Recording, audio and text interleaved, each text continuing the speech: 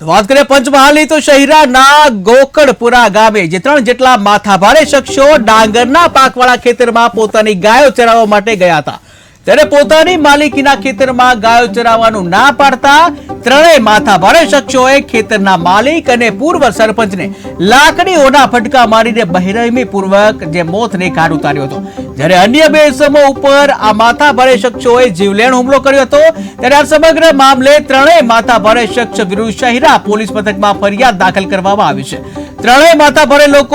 લોકોએ જે જીવ લઈને હુમલો કરી ગંભીર પ્રકારે ઇજાગ્રસ્ત કર્યા હતા, જેથી મરણ જનારની પત્ની સ્નેહાબેન બારિયાએ શહેરા પોલીસ મથકમાં જે ત્રણેય માથાભારે શખ્સો વિરુદ્ધ ફરિયાદ દાખલ કરાવી છે, જ્યાં પોલીસે ગુનો દાખલ કરી તપાસનો ધમધમાટ શરૂ કર્યો છે। ત્યારે બીજી બાજુ પોતાના પરિવારમાં દીકરા અને દીકરીઓ પોતાના પિતાનું આ રીતે મરણ થતા હૈયાફાટ રુદન કરી રહે છે।